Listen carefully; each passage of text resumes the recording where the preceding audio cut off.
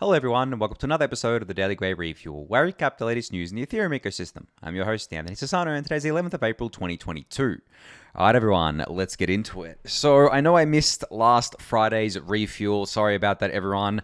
I was just so exhausted. I hadn't been that tired in a long time, and it's because I had a big day, and I got home, and I'm like, wow, I don't think I can record the refuel. So, if I was to attempt to record it, it would have just been me slurring my words, so I wanted to save you guys from that, so apologies. But that means there's a lot to cover today, so you guys get a really exciting and possibly longer episode today. Two other things to go over as well. First one is I know that for a lot of you, the refuel is coming out like 2 hours later than usual over the past, I think, couple weeks, and that's because of daylight savings. So what happens is in April, or I guess like before April, I think in March, daylight savings changes in the US, and then in April changes in Australia, and then Europe as well. I'm not sure on the exact dates there, but it basically means that for 6 months of the year, the refuel comes out, 2 hours later than it did for the previous 6 months until about October. So I'm not sure on the exact dates, but I think October is when it kind of goes back to normal. So for me, it's still the same time. I uploaded it every night at 12:30 a.m. my time, and I'm just going to keep that schedule. But yeah, that means there'll be a kind of like a 2 hour difference depending on what 6 months of the year that we're in. So that's that there.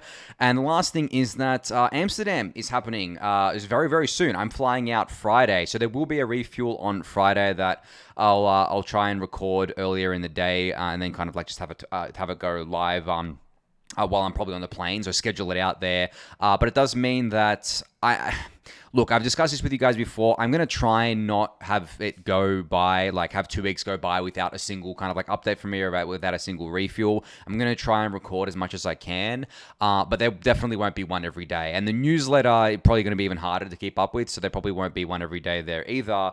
But I'm definitely going to try as hard as I can. But the thing is, my Dev Connect is already packed. I have so many things I'm speaking with, so many kind of like people to meet up with, so much stuff happening already. And it's kind of like half a holiday for me as well, since I'm going to be bringing my fiance with me. So yeah, I just don't feel like I'm going to have much free time to do the refuel, which we've already discussed before, so I won't rehash there. So yeah, anyway, other than that, I think that's basically it for now. We can jump into the news. So just wanted to give a quick shout out here to Altcoin Daily. I joined them and recorded 2 separate videos with them. One of them that is live now. So in case you haven't seen this one was all about the merge. Now, Altcoin Daily has a lot more subscribers than the Daily Gwei has. They have over 1 million subscribers, and I noticed that since this video went live, there's been a lot of new subscribers to the Daily Gwei, so welcome to all of you. But this video basically went over the merge. Pretty much, if you'd been listening to the refuel for a while, it would be nothing new to you, but I was still very excited to record with the guys there and basically reach a wider audience than I otherwise would have. And there's a second video going out soon that's all about layer 2s as well on Ethereum, so on their channel too. So very excited that they gave me the opportunity to record videos about 2 of the things that I think are the most important in Ethereum right now, which is the merge and layer 2s. But yeah, if you want to watch this, it'll be linked in the YouTube description. But as I said, it's probably going to be nothing new to all of you, but it will make you bullish. So if you're feeling a little bit bearish lately because the price has gone down, I know that at time of recording, we're hovering around 3K and everyone's like, oh my God, are we going back down, again, back into the 2000s? I don't know, right? Obviously, I don't know where it's going to go in the short term, but if you do want to get back on the bullish train, this video is for you there. But anyway, lots of other stuff to talk about. First up here is the merge. There's been plenty of merge updates over the last 4 days. It's been crazy. So basically what we've had happen today, and just a few hours ago, was this mainnet shadow fork. Now, I've spoken about shadow forks before and how there were kind of like test nets being shadow forked for the merge. And basically what that was is copying over the existing kind of like test net, all the state and everything, and merging it, shadow forking it and merging it on a fork as it would be merged on mainnet. So this is basically the closest that we will be able to get to testing a kind of like real life scenario of how a merge would look on one of these real networks that have been live for a while. And today we did the big one. We did a mainnet shadow fork, which, as I said, just got activated. Now, there's a tweet thread here from Parithosh you can check out in order to see all the details here and see what happened. It seems to have gone really well, actually. It seems to be only minor kind of like issues with it and minor bugs, which will obviously be squashed. But yeah, it doesn't seem to be anything majorly wrong with this at this point, which is very, very cool to see.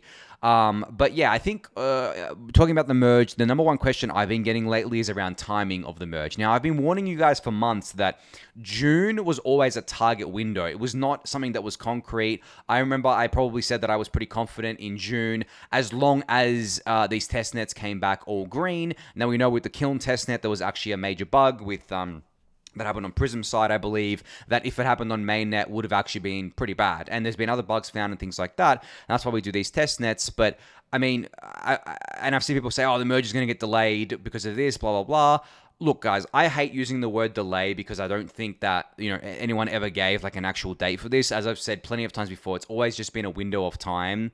But, I mean, I'll just break the news here. From what I'm seeing, June is definitely not happening anymore. Like, that's basically a 0% chance now, which means that I think at this point in time, we're going to have two separate forks. We're going to have the one that pushes back the difficulty bomb, which goes live in July, and one for the merge.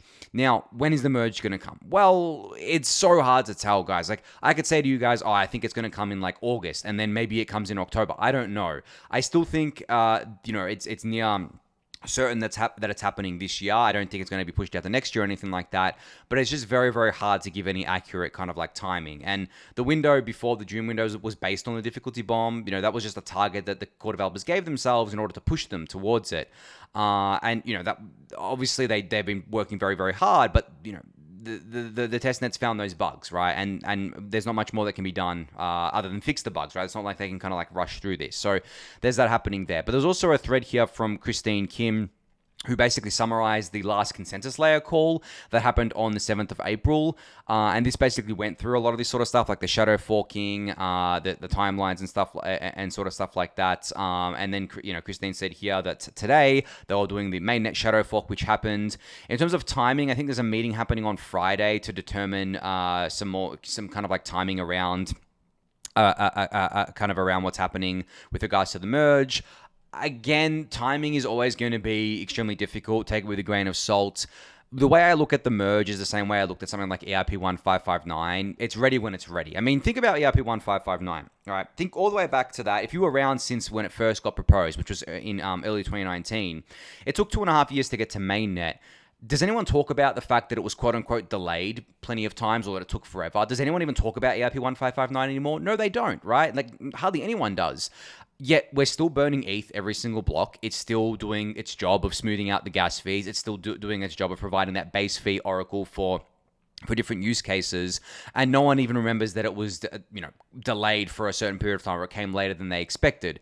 Same thing's going to happen with the merge. Same thing's going to happen with every single other Ethereum upgrade. This is, as I've said before, the curse part of working out in the open is that everyone expects everything to go fine, when in reality, it doesn't a lot of the time. Like, when teams work in a closed environment, they are doing this sorts of stuff all the time. They're missing their own internal kind of like target windows. They're missing their own internal timelines. They're kind of like having to fix bugs, all this sort of stuff. This happens in every single industry that involves software, especially the video game industry. It happens a lot there. There's plenty of delays in the video game industry from what they set themselves to try and complete there.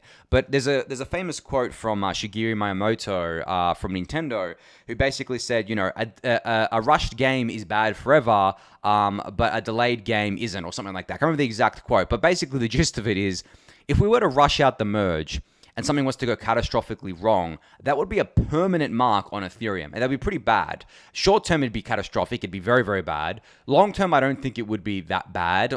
But it would still be a mark against it. It would have a lot of negative first and second order effects. But if the delays don't, I feel like the market doesn't even care about this sorts of stuff. The market is not that efficient.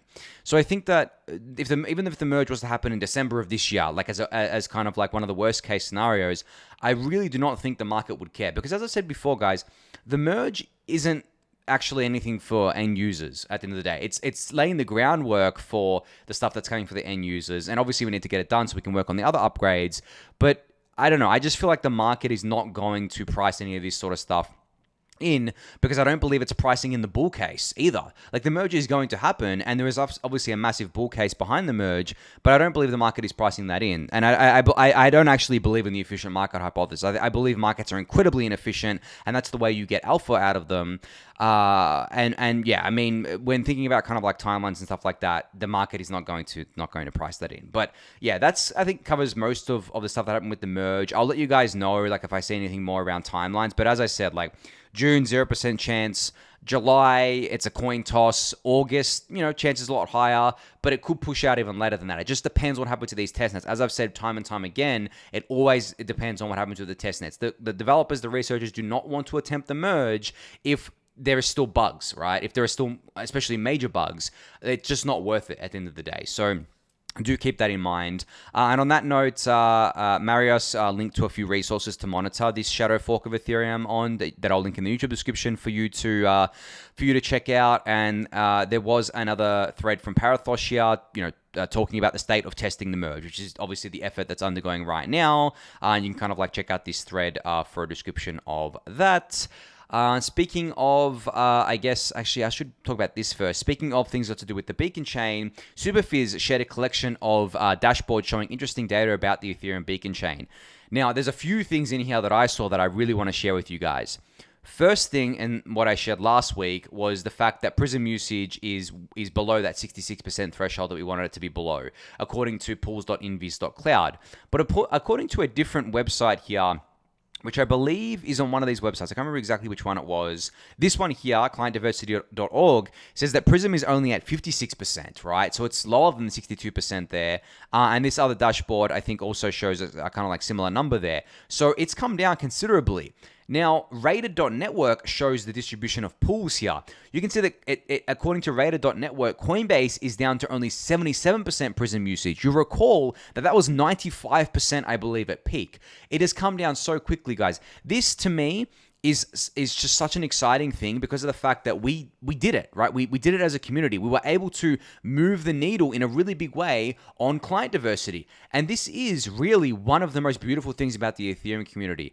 Do you see any other community caring about stuff like this? This is directly impacting decentralization and security of the chain. Do you see any of the other chains that tend to espouse that they care about decentralization working towards any of this? None of their communities ever talk about that. Do you see, for example, the Solana community ever bringing up the fact that 20 or 21 of the nodes on Solana could have 33% of the network, which means that they could take the network offline? I see no one talking about this, right? If you do, tell me, but I don't see anyone talking about that. Same with a lot of the other ecosystems out there. I'm not trying to pick on Solana, but a lot of the other ones that have these centralization vectors, I do not see anyone talking about this. Whereas in Ethereum, we're always talking about this. There was a massive effort behind this to get people to kind of like switch off the supermajority client in order to further decentralize out the beacon chain. And it worked. That's the most amazing thing. It worked. It wasn't just in vain. We actually made it work. So you can probably hear the excitement in my voice, but this is what gets me the most excited about Ethereum. This is what keeps me in Ethereum. This is what a lot of people do not get about Ethereum and what's so special about it. We don't just talk the talk, we walk the walk. We actually do what we say. We actually keep the network decentralized, or at least try to as much as possible. We don't just look at things and be like, oh yeah, that's whatever, who cares? Oh yeah, we're decentralized. We don't just say things, we do things. And I find that to be incredibly special and something that we need to really work hard on preserving in the Ethereum community. And I think, as I said, that's what a lot of people miss. They just think that, oh, you're an ETH maxi because you have ETH bags and all you care about is Ethereum because of it. No, and I've said time and time again, is that the number one reason I care about Ethereum has nothing to do with my ETH bags, and it has everything to do with the fact that I most resonate with the Ethereum vision, mission, its values, everything in it. I feel like we're just doing it the best out of any other ecosystem. Not even the Bitcoin community talks about decentralization as much as Ethereum does. I mean, maybe they talk about it a lot, but they don't really do much about it in my mind.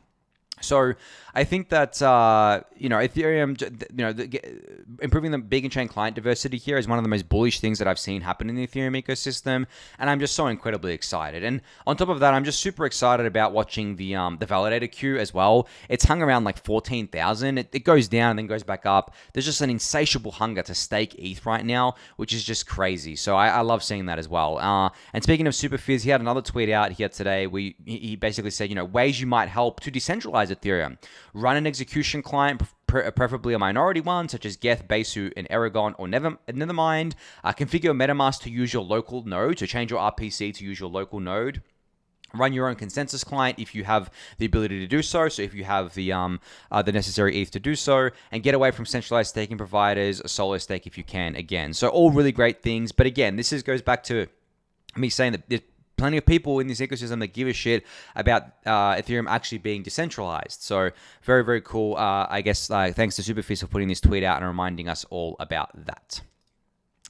All right, and I guess like a related note here, Sam Richards from the ethereum.org team has shared a fresh preview of an upcoming staking resource on the ethereum.org website. So you can check this out here. It'll be linked in the YouTube description. But this basically runs through, how to stake your ETH, what are the differences between the different staking solutions, what are the pros and cons, all that sort of information there in one easy to read place. This is obviously a great resource. It's going to improve over time. I definitely and highly recommend checking it out. And I'll link this in the YouTube description for you to do so. But yeah, the more information we have, the better, and especially on highly visible websites like ethereum.org, I think it's very, very important to have that there. But yeah, super exciting stuff from the ethereum.org website here. Okay, Domothy here shared a really interesting tweet where he was basically able to work out the exact amount, or maybe not the exact amount, but basically the amount of Gwei that would be needed at each validator kind of like count in order for ETH to be deflationary post-merge. Now, I've spoken about this before where I've said that the kind of like the issuance is coming down so much based on kind of like the current staked ETH by 80-90% or something like that, and then we have 1559 burning ETH, that ETH will always be 100% deflationary post-merge every single block. Now, for that to be true going forward, with 350,000 validators, which we're almost there, we would need a 14.1 Gwei average kind of like, minimum gas price here, which is very easily doable. We're pretty much at or above that all the time. At 500,000 validators, it's only 16.9 Gwei that we would need. And then at 1 million validators, it's only 23.9 Gwei. So it's not like from 500,000 to a million, it doubles. It's not like we would need 34 Gwei to do this. We only need 23.9 and 1 million validators, and 1 million validators is 32 million ETH staked, which is a crazy amount of ETH staked, right? Imagine all that ETH being locked up there. But I thought this was just a really great way to visualize it, because I do expect Gwei to always be like above at least 10 from now on. Above 20 seems pretty standard as well, like most of the time.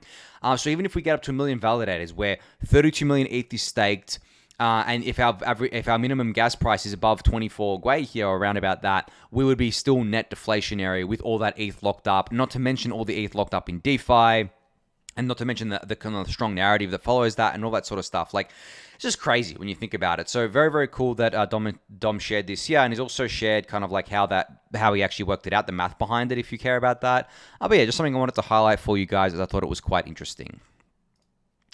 All right, so Polynya has been talking a lot about this kind of, I guess, I don't know if it's completely new construction, but something that has just been getting more attention lately, called Enshrined Rollups. So basically what Enshrined Rollups are is, as the name implies, they're basically rollups that don't technically sit at layer 2, they sit at layer 1, and they're basically directly integrated with the beacon chain in Ethereum's case. And some of the advantages of that would be no smart contract bug risk, as there are no smart contracts. The rollups and bridges are built into the protocol itself. No governance compromise risk, same as above. No risk of malicious upgrades by an external governance or token. Cumulative security. All MEV and fees accrue to one asset, that asset being ETH, maximizing the security of the protocol. Minimum fragmentation, because all Enshrined for rollups are identical, though there may or may not be different execution environments. Can still be permissionless, so obviously anyone can deploy them here. And then there's a bunch of kind of like other benefits here. And I guess Polynya's TLDR is that Enshrined rollups have exactly the same assumptions as the base protocol, with no external risks that Polynya can think of. This is also why Polynya dislikes the L2 tag, as clearly Enshrined rollups are just part of the L1. Rollups transcend L2 in the various forms. And there's a bunch more information here about Enshrined rollups. Now, Enshrined rollups, in terms of like who's experimenting with them, I think the Tezos ecosystem is, and I actually think the Cardano ecosystem is even thinking about toying with this. But in terms of getting this onto Ethereum itself, it would have to go through the Ethereum Layer 1 governance process, which is obviously a very short process. So don't expect this to come to Ethereum for maybe 2 or 3 years, I guess, it's something like that, if it ever does. I think there are advantages here, and it's really cool. But at the same time, there are disadvantages, and those disadvantages would be the fact that, as Polynya says here, the permissionless innovation would be very slow, as upgrades would go through the governance process, e.g., the EIP process and the forks. But the good news is that regular independent rollups built with smart contracts will continue to harmoniously coexist with enshrined rollups. So enshrined rollups wouldn't supersede or replace the normal rollups that we're used to. They would just be another option for people to use. Now, as I said, like, they're probably not going to come for a while. By that point, people probably won't even care to have enshrined rollups. It'll just be having the rollups that we know and love, and it'll all be well and good by that point. But still, I think it's still cool to pay attention to the ecosystems that are experimenting with this. As I said, Tezos is, and possibly Cardano as well, which is funny after all the shit that I've given Cardano. Got to give them props there if they're experimenting with something novel like this. But yeah, that's something you'll be hearing about a lot lately. Going forward, like enshrined rollups and things like that, as they're kind of a pretty cool idea. But as I said, I don't expect them to come into the Ethereum protocol for quite a while, because we have much more important other upgrades to come, such as sharding, statelessness, state expiry, vertical trees, all that sort of stuff. And maybe we get enshrined rollups eventually one day in some other kind of like upgrade, but we'll have to see how that plays out there. But don't expect them anytime soon. Still cool to learn about them and know that they exist. All right, so I put out a tweet, when was this? April 9th, where I said, figuring out how to sustainably fund public goods in the crypto ecosystem with large amounts of money could one day lead us to abolishing nation states and the taxes that come with them. Always be thinking bigger.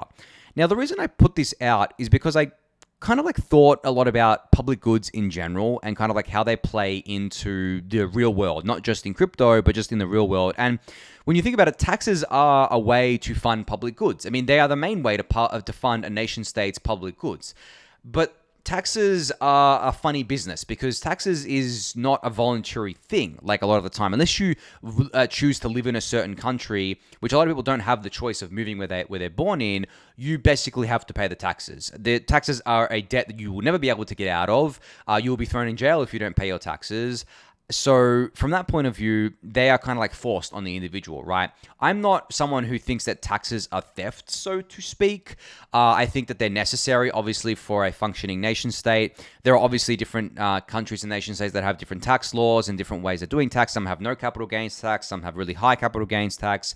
A lot of countries have very high income tax. Obviously, the richer you are, the more tax you will pay. Stuff like that.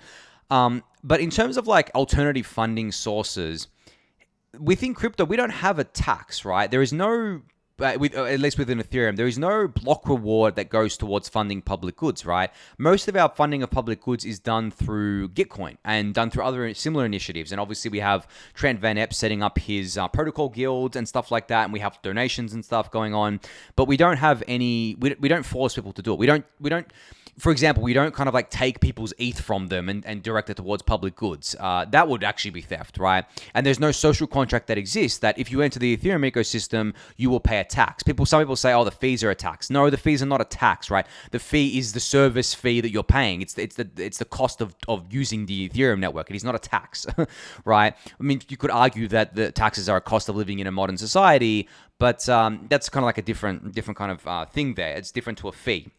So in saying that, how do we do this? How do we scale this up? Well, I don't have the answer here. I know there's a lot of smart people working on this sort of stuff. A lot of people that spend, their full time in this ecosystem working on how to sustainably do this. And I think that if we do find a way to scale up public goods funding from crypto into the real world in a sustainable manner, we could one day abolish nation states, literally. And we could one day abolish the taxes that come with them. And we could create a very harmonious, public goods funding system that doesn't force anyone into giving up, their money. Doesn't make anyone feel like they don't want to contribute. It makes them want to contribute. It makes them want to be involved with it. People see the benefit and the net benefit of funding public goods as a collective, and we could just lead to a better world and better kind of like positioned society. Now, getting rid of nation states is obviously not something that's going to happen anytime soon.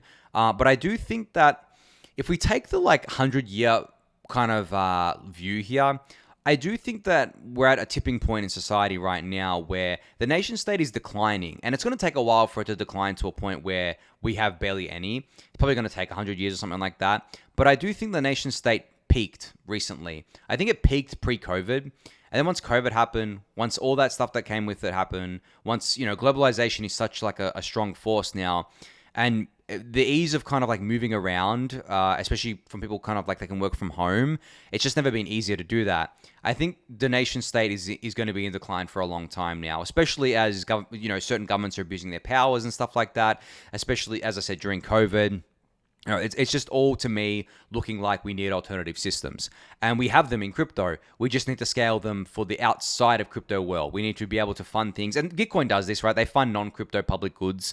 But we need to scale this up 10,000, 100,000, million X from where it is today before we can think about, obviously, supplanting nation states and the taxes that come with the nation states. But I do truly believe that one day we could get there. This is probably going to only happen. Maybe I won't be alive to see this happen, but I do think this technology can empower that and can enable that. So I'm very, very excited to see how that evolves over time. But at the same time, it's not going to happen anytime soon. Nation states, governments, people, they move very, very slow in large groups. Decades, if not centuries. But as I said, I do believe that the nation state peaked over the last few years, and I don't see nation states getting much bigger than, or any bigger from where they are today. I think we're going to see declines. We're going to see changing world orders, which is not, I'm not the only one saying this, and I've learned this from a lot of other people as well. I didn't come up with this, but I do buy into that. I do buy into the fact that the world is going to change dramatically in the coming decades, and I think that crypto is going to be at the forefront of that, especially around public goods funding. All right, so speaking of Protocol Guild and public goods funding, Trent Van Epps has put out a proposal to Lido as one of the first projects that he's put out a proposal to fund the Protocol Guild out of its treasury. Now, there's been a bit of back and forth here. And kind of like some people are against it, some people are for it. You can see Hazu in here, who's a big Lido backer, obviously, big name in the community. They're supportive of this proposal. Victor Bunin here as well, who used to work at Bison Trails, now works at Coinbase, is in favor of it. And I think there's a bit of a pushback here from people. I don't know if people deleted their pushback, or maybe there was another post, but I did see pushback from people saying, hey, maybe we shouldn't do this. I don't know anything about this. Why are you asking for money?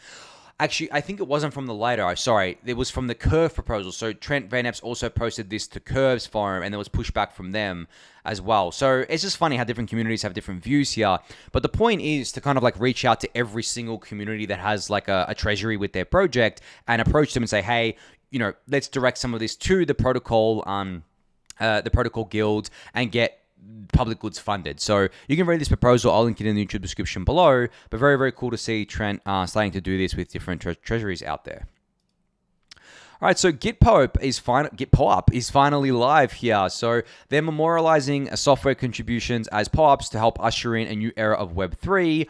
Bringing these records of achievement on-chain enables an ecosystem of applications powered by decentralized reputation and identity. Now, this is basically what I'm most excited about when it comes to the GitPOAP, is working towards decentralizing reputation and identity. This right here is one of, if not the most important things in crypto, and it doesn't get enough attention. It definitely doesn't get enough attention. Reason: do we have good ways to do on-chain governance today? No. All the on-chain governance systems that exist today are absolutely horrible. I am extremely bearish on layer 1 on-chain governance systems. I don't think they can ever work, but I do think that governance systems around like DeFi protocols and stuff like that can work, but they need good Sybil-resistant mechanisms. That's where decentralized reputation and identity come into things. Because right now, it's very easy for anyone to kind of just like spin up Ethereum addresses. They've got no ID or reputation attached to them, and they can act in any which way they want. Whereas if you had a proper ID and reputation system that was actually decentralized, you could be able to filter out individuals based on that. You wouldn't have to kind of like worry about being Sybil resistant, because that would be your Sybil resistance. And this also plays a big part in decentralized social media. How do you scale that out? How do you prevent that from being gamed? Like, especially if there's rewards to be had. Steemit, which is a very popular decentralized social media platform for a while, had a very big issue here where essentially the website was just overrun by bots and whales gaming the entire reward system. And that's because there was no Sybil resistant mechanism. But if we kind of like have tools like GitPOAP, we can work towards decentralized reputation and identity systems to enable that. So very, very, very cool. But essentially what GitPOAP allows you to do is basically mint POAPs to your kind of contributors to your project. So say you have like a GitHub project, an open source project, and you have contributors, you can mint POAPs, send that to them, on chain, and basically allow them to have proof that they contributed to this project and that they're like, they're kind of like a real human. And there's a bunch of launch partners here, such as Truffle Suite, Gitcoin, POAP itself, ethereumdotorg, all that sort of stuff. And if you were a contributor to them, you could actually go on and mint your GitPOAP here, which is very, very cool. There's a bit more information about the platform as well here in this thread. So just wanted to kind of like highlight why I think decentralized reputation and identity systems are so important and so critical to, I guess, like the health of this ecosystem going forward. And I think just not enough people talk about it. So just wanted to highlight that there. But I'll link this in the YouTube description for you to check out.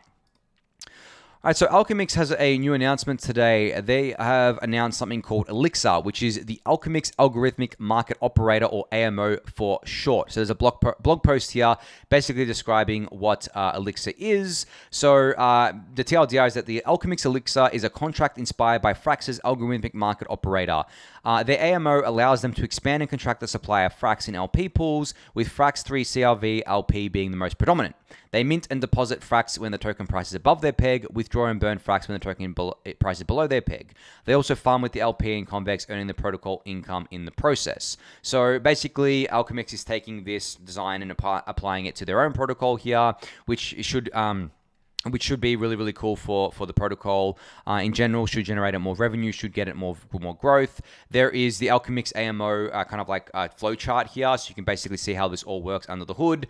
It gets quite technical. It's very DeFi, right? If you want to kind of like use that term, but I'm excited for this. I'm excited for more innovation and experimentation within DeFi, especially after the kind of like failed DeFi 2.0 thing we had, which is really just like Ponzi's and algo stable coins galore. So I'm just excited to see actual innovation happening here. So go read this blog post. I'll link it in the description for you below. All right, finally here we had Polygon announce the launch of something called Polygon Village, which is a full stack ecosystem for devs to build and grow. This is where dApps get all the help required in building on Polygon and getting access to all the resources that they need. So this website here you can see has a bunch of resources on it, what they offer, grants, accelerators, job boards, bounty boards, all that good stuff there. So if you're looking to build on Polygon or within Web3, definitely give this website a peruse. It's got a lot of information here. Very excited to see this. And this is just another thing that Polygon is doing. Man, they're doing a lot. Like crazy. I can't even keep up with all of them that they're doing anymore. It's just an absolutely amazing kind of like initiative here. You get into their Discord up the top here if you want to kind of like talk to a bunch of like-minded individuals.